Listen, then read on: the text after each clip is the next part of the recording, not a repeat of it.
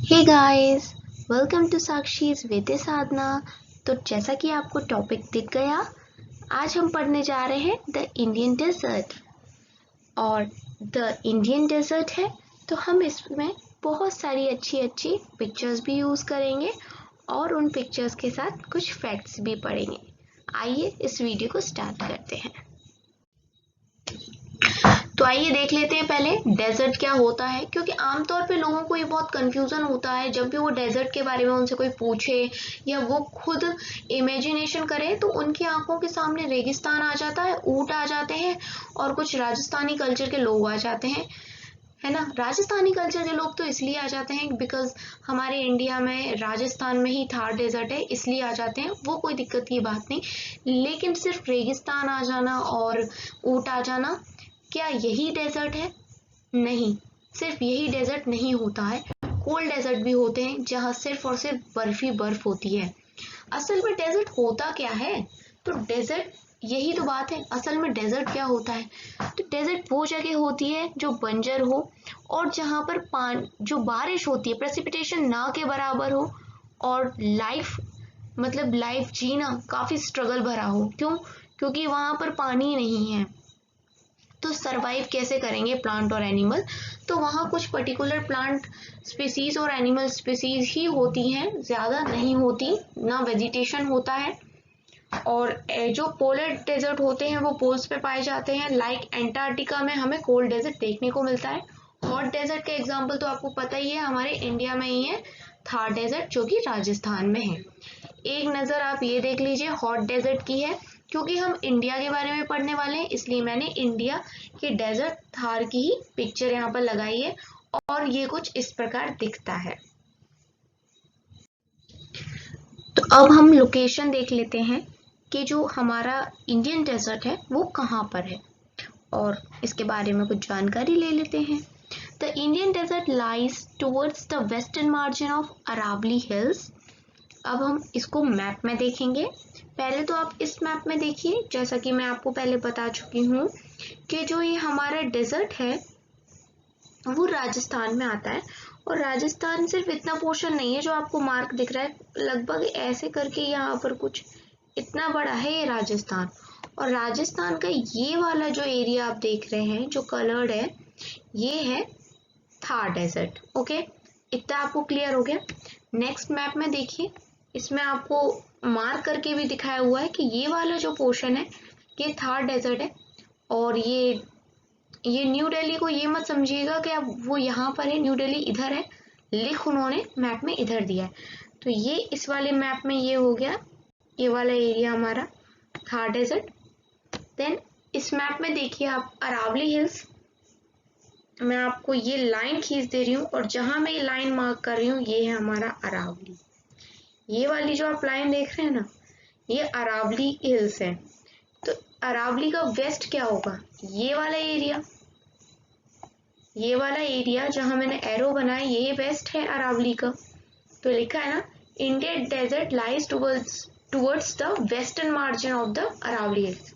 Aravalli hills के west side में क्या है हमारा? ये थार डेजर्ट। तो ये है लोकेशन थार डेजर्ट की इंडिया में। Indian desert is an undulating sandy plain covered with sand dunes। देखिए सैंड ड्यून तो मैं अभी आपको बताऊंगी, कुछ इस टाइप की दिखती हैं, ड्रॉ करके दिखाती हूँ मैं आपको, इस तरह की। और यहाँ जो वर्ड आए हैं अंड्यूलेटिंग, मतलब अंड्यूलेट का मतलब होता है कोई भी चीज लहराती ना, वेव्स टाइप की, इस तरह से सैंड ड्यून्स होती हैं। अगर आप देखें यहाँ पिक्चर में भी देखिए तो ये भी कुछ इस तरीके का बनाया है। अगर आगे ये पिक्चर और लंबी होती तो थोड़ी देर बाद जाके फिर भी ये इसी टाइप का होता। और ये जो उठा हुआ पोर्शन है इसी को हम क्या कहते हैं? इस वाले पोर्शन को सैंड ड्यून कहते हैं।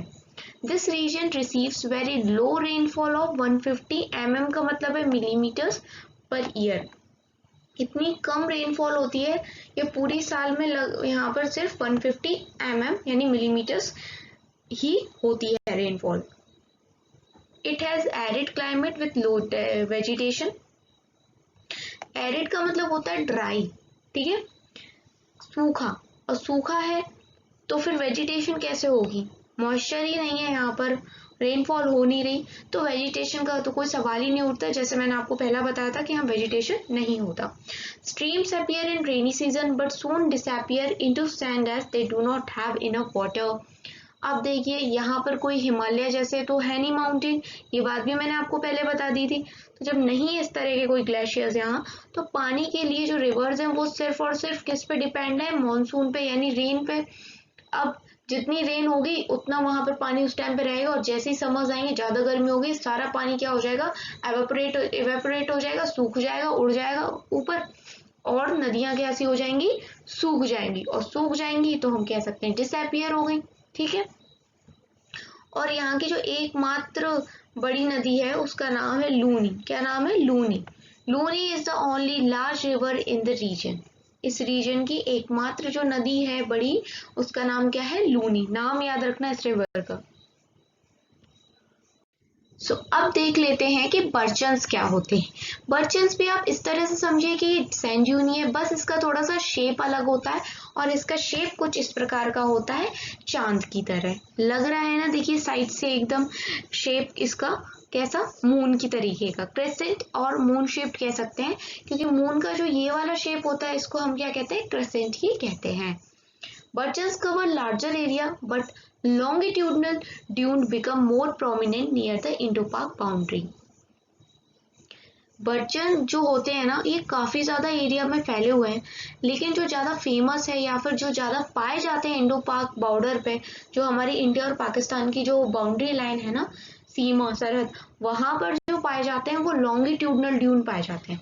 और लॉन्गिट्यूडनल का मतलब क्या है? जो लंबाई में हो, लॉन्ग हो जो काफी, तो वो कुछ इस तरह के होते हैं। देखिए आपको लाइन से समझ में आ रहा होगा कि ये कुछ लंबे लंबे टाइप के हैं, है ना? लंबे ट्राइंगल तो कहीं से नहीं है, तो इसी टाइप के कुछ ये होते हैं लॉन्गिट्यूडनल ड्यून। तो मैंने आपको एक पहले बता दिए सैंड ड्यून जो नॉर्मल होते हैं, जो थोड़े से ट्राइंगल होते हैं, ऊपर समोसा टाइप्स, और एक ये हो गया हमारा चांद टाइप क्रेसेंट जिसको हम बर्चन कहते हैं, और एक हो गया ये लॉन्गिट्यूडनल ड्यून। होते तो और भी बहुत सारे हैं, आपको इतने ही पढ़ने हैं।